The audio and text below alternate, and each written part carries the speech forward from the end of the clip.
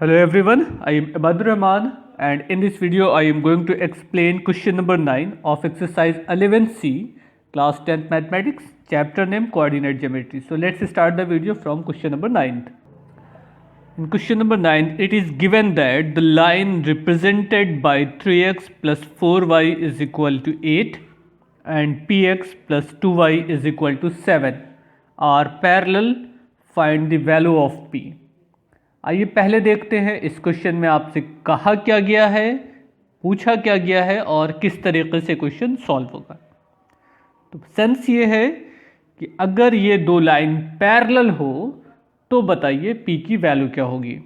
इसी तरीके से आपसे क्वेश्चन पूछा जा सकता था कि if these two line are perpendicular to each other then find the value of P. Means वो दोनों लाइन अगर परपेंडिकुलर होंगी तो क्या होगा।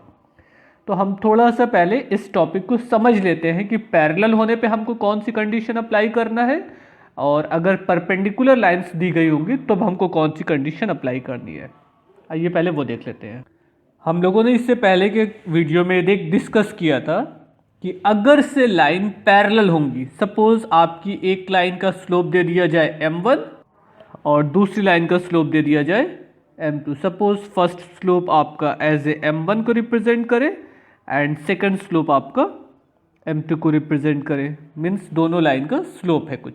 हम यहाँ पे कुछ लाइन भी सपोज कर लें।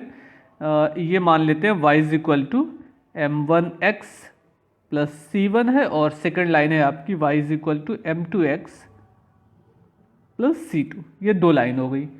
If these two line are parallel, अगर ये दोनों लाइन पैरेलल होंगी, if line are parallel then their slopes are equal. दोनों के स्लोप क्या होंगे, सेम होंगे। But if the line are perpendicular then product of their slope is equivalent to -1। Means दोनों का प्रोडक्ट क्या होगा, -1 मिलेगा।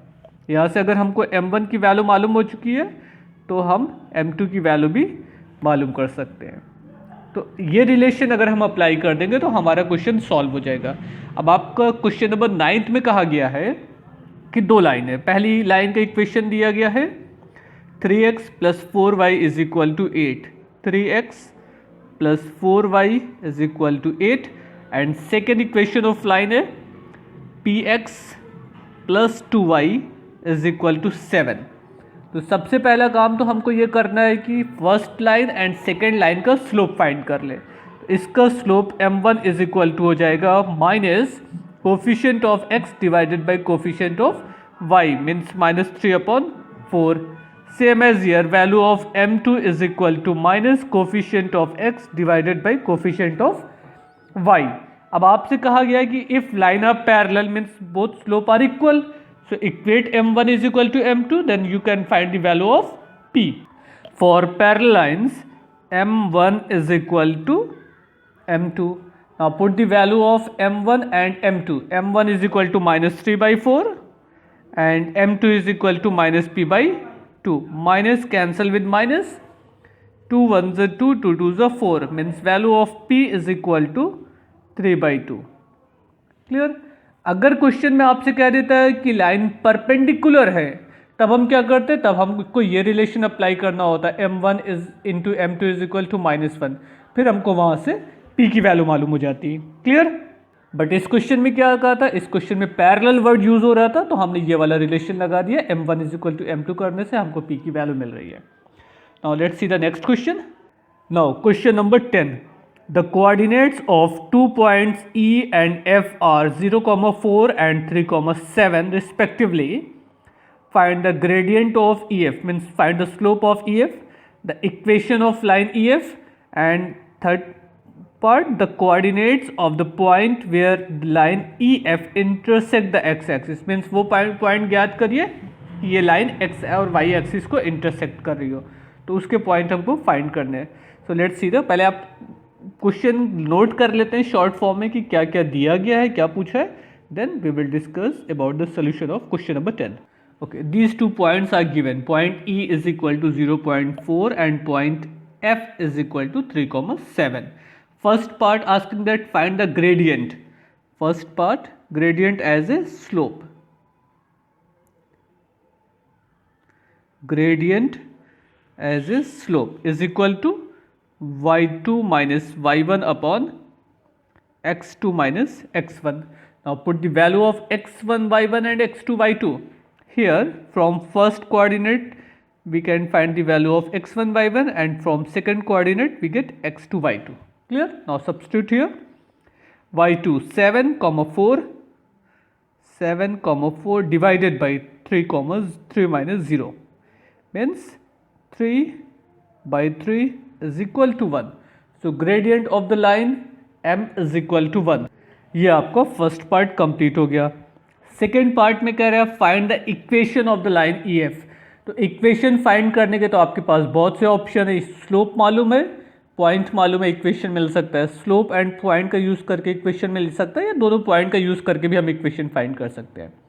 सो हम क्या करते हैं, इस स्लोप का यूज़ कर लेते हैं और एक पॉइंट का यूज़ कर ले रहे हैं. अगर आप चाहिए तो आप दोनों पॉइंट का यूज़ भी कर सकते हैं. लाइए हम भी उसी का यूज़ कर लें.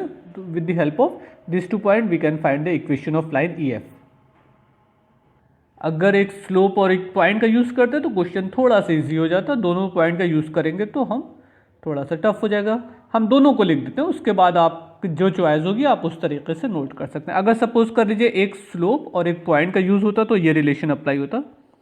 y minus Y one M X minus x1 ये होता. और अगर दोनों पॉइंट का यूज़ करना होता हमको तो वो क्या रिलेशन था उसके लिए, वो हम यहाँ पे नोट कर दे रहे हैं. y minus Y one is equal to y2 minus Y one upon x2 minus x1 in bracket x minus x1. देखिए ये y2 minus Y one upon x2 minus x1 तो हमने यहाँ पे सॉल्व कर ही लिया है ना. तो इसको फिर से रख के सॉल्व करना कोई अक्लमंदी नहीं होगी. तो बेहतर ये है कि ये वाला लगा दीजिए. बट अगर आप ये लगाना चाहिएगा तो लगा दीजिएगा, क्योंकि एग्ज़ाम में आपके ऊपर बहुत प्रेशर होता है. आपके जहन में जो भी मेथड आपको लगे कि ये सही हो रहा है आप उस रास्ते पे चल सकते हैं. फिर वहाँ पे चॉइस नहीं होती. चॉइस का ऑप्शन आपके पास तभी है जब आपके पास सफिशिएंट टाइम है और आपको एकदम प्रिपेयर है आपकी कौन सा मेथड लगाने पर हमारे पास टाइम बच जाएगा. तो यहाँ तक तो हम पहुँच गए. स्लोप फाइंड कर चुके हैं, एक पॉइंट गिवन है तो इसका यूज़ कर लेंगे तो हमें इक्वेशन ऑफ लाइन मिल जाएगी. Now simply substitute the value of x1 y1 and value of m. हम इस रिलेशन का यूज़ कर रहे हैं. x1 y1 यहाँ से y minus four is equal to m and x minus 0 ये हो गए. अब इस ब्रैकेट को ब्रेक कर लीजिए, आपको रिजल्ट मिल जाएगा. नेक्स्ट लाइन में क्या हो जाएगा, y minus four is equal to x. या और इसको थोड़ा सा सॉल्व करना चाहिएगा तो y is equal to X plus 4. That's all. ये आंसर हो गया. ये 4 को इधर ट्रांसफर कर देंगे, y is equal to X plus 4 ये y है. तो ये आपका आंसर हो जाएगा. क्लियर. तो ये आपका क्वेश्चन नंबर 10th का सेकेंड पार्ट हो गया. नाउ थर्ड पार्ट में आपसे कह रहा है the coordinate of the point where the line E F intersect the X axis. आइए इसका पहले डायग्राम समझते हैं कि किस तरीके से क्वेश्चन आपका बन रहा है और क्या आपसे पूछा जा रहा है. देखिए ये आपको बनाने की ज़रूरत नहीं है, खाली समझाने के लिए बताया जा रहा है आपसे, क्योंकि थर्ड पार्ट में उसने पूछा है कि उस कोऑर्डिनेट को बताइए जहाँ पर ये लाइन एक्सिस को कट कर रही है. तो सबसे पहला काम तो हम समझ लेते कि आपका जो सेकेंड पार्ट में आंसर आया है y is equal to X plus 4 ये एक इक्वेशन ऑफ लाइन है ना. तो जाहिर सी बात ये लाइन एक्सिस को जब कट करेगी तो जिस भी एक्सिस पर जाएगी, सपोज एक्स एक्सिस पे कट कर रही है तो y की वैल्यू 0 होगी और y एक्सिस पे कट करेगी तो x की वैल्यू 0 होगी. तो अगर हम यहाँ पे x एक्सिस की बात करें on x axis y is equal to 0. Clear. जब आप इसमें y की वैल्यू 0 पुट कर दीजिएगा तो आपको क्या मिल जाएगा, x plus 4. This implies x is equal to -4. यानी कि x एक्सिस पे जो पॉइंट मिल रहा है आपको वो क्या हो जाएगा, point on x axis is equal to x comma y होता है ना, तो -4, 0 means ordinate as a 0 abscissa -4. ये x एक्सिस की बात हो गई.